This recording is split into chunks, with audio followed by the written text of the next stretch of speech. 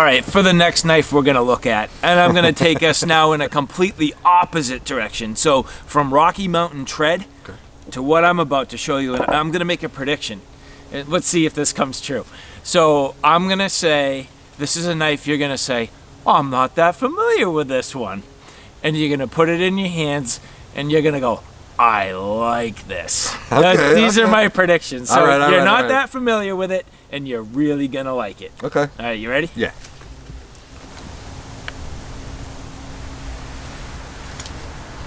We got here.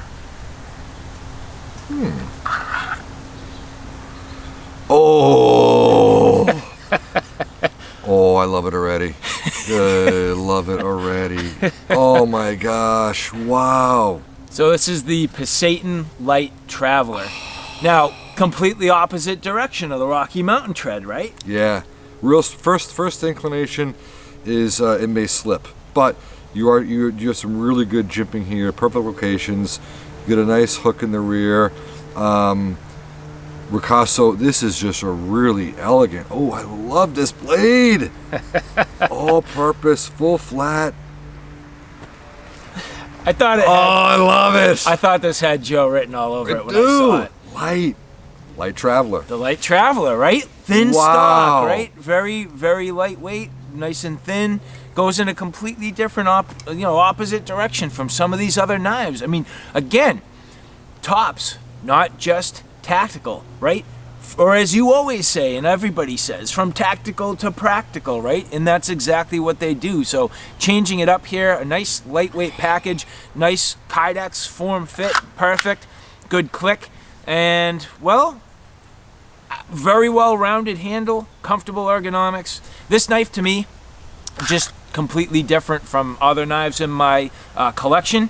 Has reminiscent sort of thoughts and feelings of your SE6 sort of in a little bit, but again, not at all, in an interesting kind of way. So just a cool blade, and one that it made it to my collection, and it's not gonna leave. No, I have to get this. So light, so capable. You're gonna be able to process wood. You can do your fine tasks all day. Just feels right. Food prep, camp, so light. There's something so old world about this knife. I can't really describe it.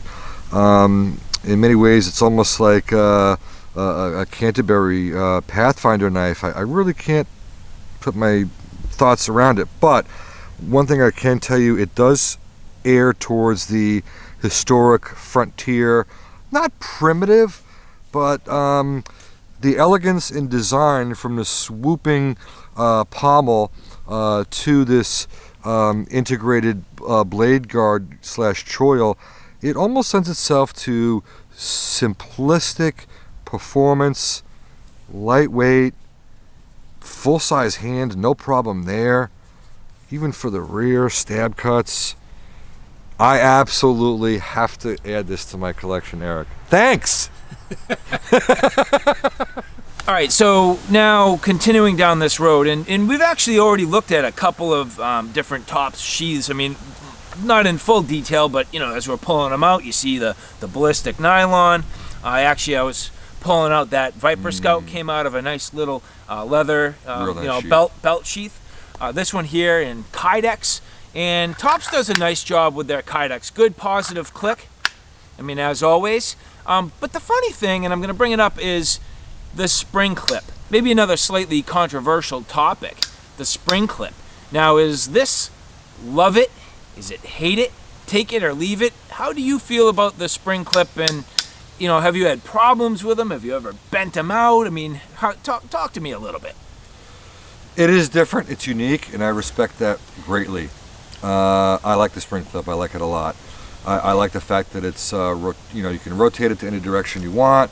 If you end up sitting down and something were to not give, like a chair or whatever it may be, a stump, it's going to push versus pop off. So it does have that level of give. Tops suggests let them be, just don't even service them. I have one on my Bob that's 6-7 years old. Not even the rubber O-ring is cracking, which is amazing, and I've never even put any grease or oil on it. The clip, I have mine, I've ripped them out, it actually stayed on the belt, and there was no memory lost in the retention, which I cannot believe. I like it. I really do. It fits, I think, a 2-inch belt, nothing wider than that, which is a limitation in itself. But even for the ability to slide in a pack, to clip on some sort of molly type attachment, I tell you what, you have confidence knowing that that clip is going to go on, and because you have that U bend on it, it's not going to come off. So whether it's comfortable is one aspect. I think you're going to find that the knife carries off the hip just a little bit, because it's not like a loop or, you know, a pass through with a scout carry. So they do come off a little bit from the hip, but a good thing about that is when you go to grab and extract, you're not having to really squeeze in against your hip or your belt. So in a weird way, that actually to me is a positive. I have thumbs up and zero complaints about the clip. I think nobody's done it as successful, and to have it on some knives, large and small, for years and years and years, because you know Tops takes their feedback to heart. Oh yeah. I think they've experimented with some are plastic. You know, I'm okay with that. I don't have any. I have a lot with the metal. Works fine for me.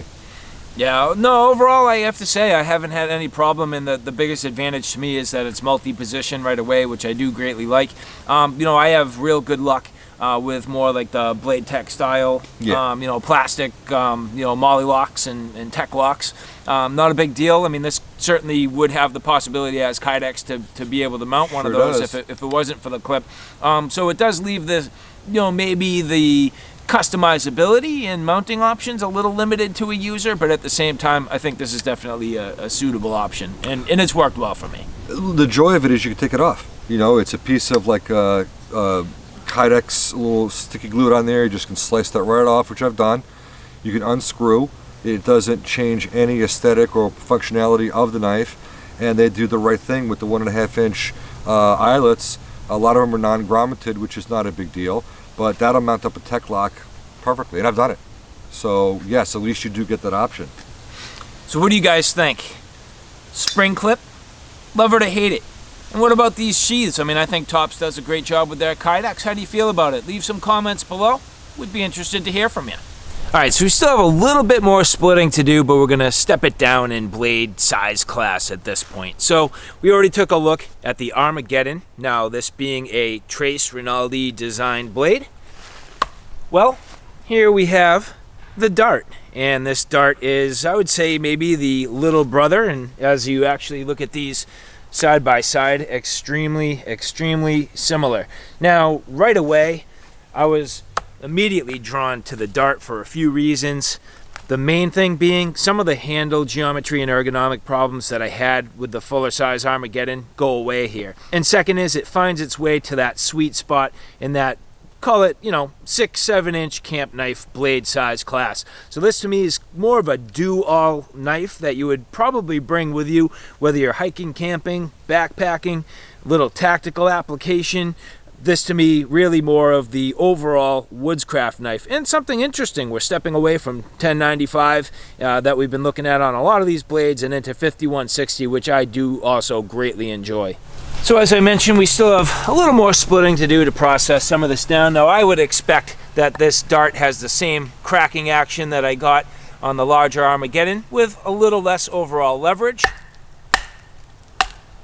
But you can see there, opening up a nice wide crack, and that crack translating all the way down the wood, and that again being the benefit you get from that saber grind, blowing right through, no problem. Awesome. And that's what I greatly enjoy about knives in this size class. A little more control, the ability to do some finer work, but you can also do some of those larger tasks. Got that nice belly. Whoa, nice deep bite. So again, I mean, just forward power, which feels really good. And a lot of these Tops knives, they do have a pronounced guard. So if you're doing sort of reverse grip and you're stabbing tasks or anything like that, you can feel confident with your lockup. So we'll get into a little bit more batoning for a few minutes, split down a little bit more of this, get ourselves some good manageable pieces, and then maybe turn the corner into some of those finer tasks.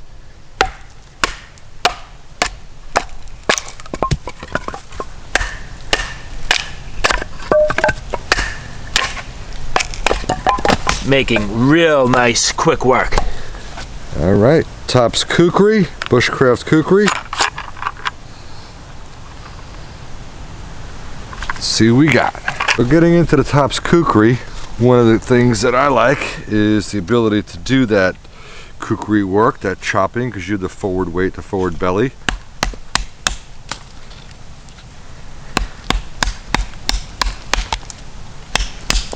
Easy breezy there. It's nice. You could even do some,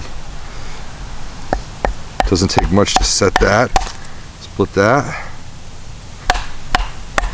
And we'll get into some larger pieces of batoning, which is a little bit different in the kukri because you got the handle down if you want to take advantage of the belly. So a lot of times when I'm using the kukri for batoning, I'm actually going towards the end of my splitting stump, and you'll see why.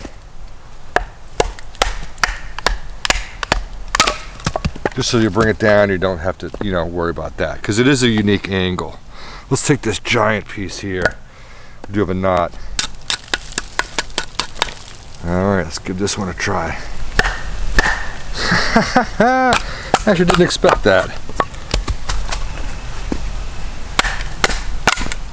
Well, that was awesome. Get that knot out.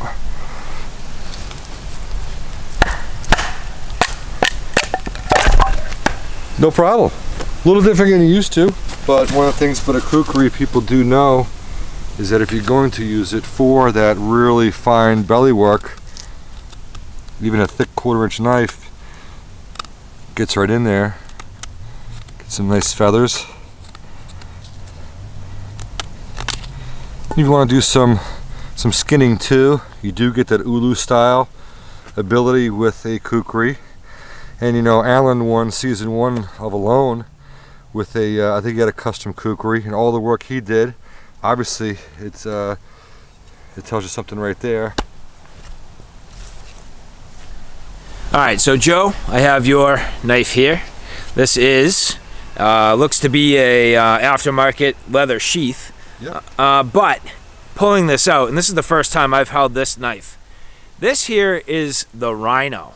So this, my very first impression is, if there was the, call it Becker BK2 of a Tops knife, this to me is the one that sort of fits that niche. It's that like overbuilt, beefy, just heavy duty workhorse in that 4.5, 5 inch blade size class. So not saying that this is exactly the same as the Becker BK2, but it's the first thing that came to mind where I had that sort of comparison. This thing is absolutely a beast. Has that interesting sort of stubby nose on there, a saber grind. Obviously, man, you have put this thing to some serious use. So as Eric mentioned, yes, the Tops Black Rhino does, I believe, have some Becker BK2 similarities. Blade height, you have a really nice third length up saber, which helps to crack the wood. You do have this is actually a much more of a rectangular rear, which dug into me when I was doing some chopping. So I rounded that out, softened it. It still is able to do its, cracking, crunching, whatever you want to do, skull crushing. But now on a swing, it's much smoother. Feels really nice. This knife is interesting. It's batoned a lot of wood. I love the rhino horn shape to it. The baton just gets in there and transfers energy down perfectly. Very capable, 1/4 inch stock. Thumb ramp is nice. You can actually reach forward as well. Really interesting knife. A little bit of a recurve here, which I'm not fearful of sharpening it at all. A little diamond rod, easy ceramic, but that that little bit of a recurve really does help in processing some of the finer wood. Get you down into the curls.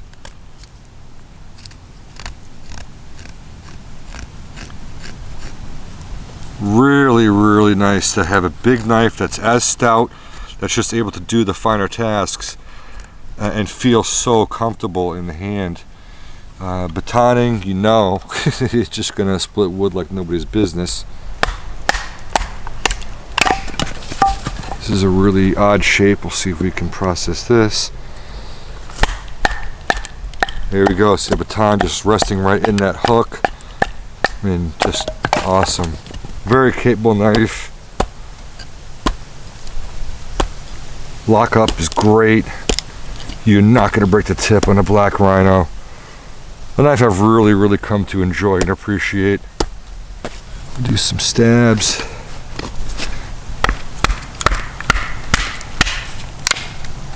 No issues whatsoever.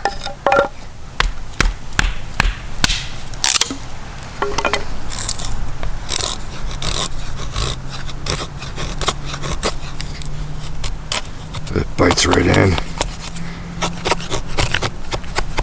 There you get the picture. And I don't think you can talk about Tops knives without bringing up the Bob. So the Brothers of Bushcraft. Now this is Joe's. I had one of these. I no longer have it in my collection, which we'll talk about in a little bit. But yeah, so the Tops Bob, your overbuilt bushcrafting knife, definitely you know, fits, I would say, that bushcrafting niche. However, it is just a little bit stockier than, say, for example, something with an 1/8 inch stock and your, you know, typical more Scandinavian style blades. But anyway, very interesting knife, and a lot of people swear by it. I'm going to use it here just for some stabbing tasks. Now this has a little bit less of a guard than some of the other knives that we've been taking a look at, but certainly with that piercing tip and capability of getting right in and through the wood, cracks absolutely no problem and splits that apart, which is nice. So when you need to process your wood and get down into some, you know, thinner, drier stuff, you know, we'll be able to really get our fire started with this, no problem, now that we're down into all this nice and dry stuff, and it just does a good job helping you process. So the Bob, absolutely love it. And actually, it's funny because I don't get cut by knives all too often, but I got myself a nice little smile there from my Bob back in the day. So hey, you know, it happens. But yeah, man, thing feels good. It's been a long time since I've had these in my hands.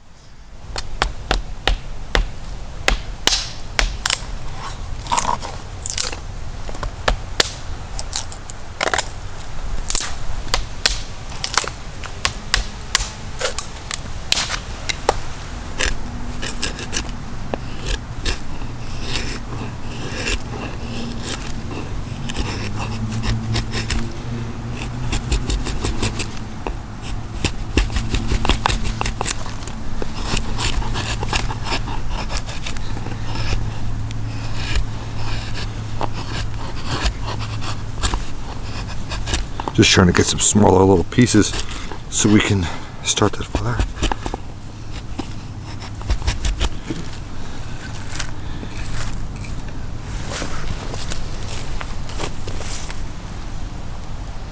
So another knife in a similar size class to the Bob, this here is the Tex Creek.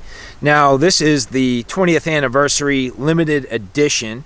So you can see here, slightly different than the standard Tex Creek. You end up with the multi-layered handle.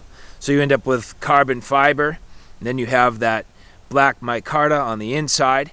The steel is 154 cm. Now I bring up the 154 cm not just because of this limited edition Tex Creek, but also because I've always said, if you want 154 cm done well, get it from Tops. And 154, when it's heat treated well, 154 will go head to head with some of the super steels out there. It's funny you say that, because when you say heat treated well, I've always said if you want a 154 blade that's been heat treated well, go to Tops. So Thank you. There you go. Thank you. I appreciate that. You nailed it. Now you will notice that this is CPM 154, a little bit different than 154 CM. Very, very similar. However, CPM is United States and it's crucible metal, so basically a powdered metal that they use to make this. So a little bit different from the 154 CM, but still a great performer and very nicely done from Tops. So the Tex Creek here being the, I'd say, belt knife size, and then there is also the Tex Creek XL. So now getting into some of the finer carving, that's the first thing, is this handle is just so comfortable and it melts into your hands, and the edges on all of Top's knives are just so fine and refined. They do a great job, and you can see here just getting some real dainty fine little curls. So when you want to do that subtle detailed work, you definitely can. Real nice and controlled, has a great edge geometry. That to me is one of the most important things, is, you know, when you want to get nice curls going, the edge geometry can be make or break in your ability to do it and do it effectively. But here with this limited edition Tex Creek, the edge geometry just absolutely perfect. So just taking my time, running the knife nicely down the wood, making some real fine little feathers, and these are going to be real easy to catch. So regardless of everything else out here being a little bit wet, this will definitely help us in our ability to get this fire started.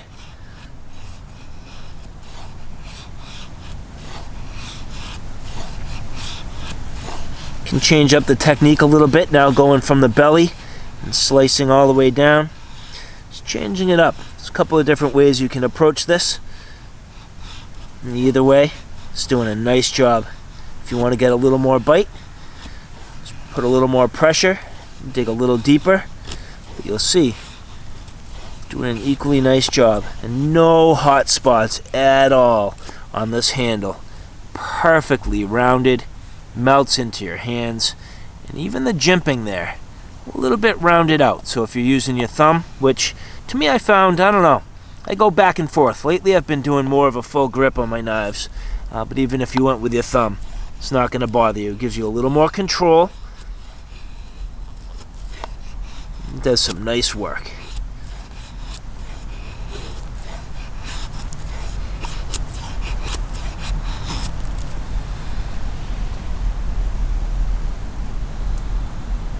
So one of the things that is a little bit controversial with Top's knives is the fact that they, for most part, I think almost all of them, they do not have a 90-degree spine. Now, on the bob, I've never touched up the spine. It'd be easy to do if you wanted to put it in the grinder and get an edge out of that for striking a ferro rod or shaving bark. But, you know, as Craig says, one of their, methods of strengthening a knife is the differential heat treat, where you get the strength of the blade, but a little bit of the softness surrounding it. So you'd rather have a knife bend than break. Unfortunately, when you do have that that differential heat treat, you do lose a little bit of the ability to strike if the knife is coated. Now, for batoning with my bob, I was able to expose some of the, Cerakote, and believe it or not, you do get great fire making ability just from the front tip there. I mean, plenty of spark capability. On the Shango notch, what I did, Joe Flowers' design, to alleviate the not having 90 on the spine, was to put something unique in the pommel of the knife. I took it a little step further and did a little touch-up grind on the reverse, so it gives you a little bit of steeper angle in here. And it's been a while, but I do believe this will spark. Let me see. Oh, hold on. So that's the back side of the notch, and that's good showers. The front side,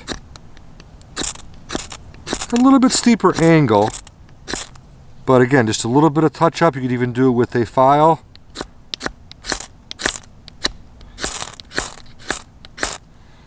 Should be no issues right there. And of course you got the bow drill both sides if you really want to go primitive and make a fire that way. But the knife is great, very capable. It actually feels like a larger knife than its actual size, just because, again, you do get great 4+inch cutting edge and a really nice long handle. Whether you wear gloves or not, you get a lot of purchase on it. So we'll get the little bit of fat wood here to help get things started. Really sharp edge, so I'm going to need some fine curls if we're going to take a spark to it. But if we get a little bit of A little bit of pile here. I'm curious to see. It's been a while since I've started a fire with the bob. I tell you, that full Scandi just bites right in so well, effortless. So we got this little bugger here from Matt Graham. So Matt Graham Design. And I'm just gonna get myself a couple pieces of bark here. It's gonna give us the ability to actually keep our fire making materials a little bit off. You can see some of this down here is getting damp on us and making it a little more difficult to start our fire. The other thing I'm going to do is start to get some real fine little fluff here, because with this fat wood, even though the bigger pieces will catch and do a nice job, sometimes just having this real fine fluff here can help out. So you see, I'm just going to get some mighty fine little curls, and then we'll flip the knife around a little bit and get some more like fuzz. But this here is very helpful in taking the initial spark, and we can transmit the, I should say, transition the spark from this fat wood to the rest of the curls. So, and there is a little tiny notch here, so you can strike a ferro rod. But I'm going to grab a corner of this right here and right on this fat wood and start to plane this down a little bit. And it doesn't take much, but you'll see this is so fine. These little, fuzzy bits of fat wood here just will real easy to catch that spark. So we'll get that there, get a little bit more. And this feels nice in my hand. It's easy for this type of job. You'll see how that indexes, and just, you can use your thumb right on the side of the spine there. Good blade depth for that, and I feel perfectly safe doing this.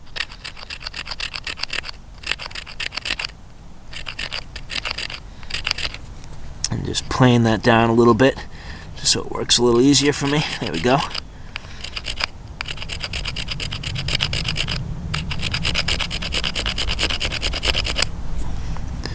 And that's probably all you really need.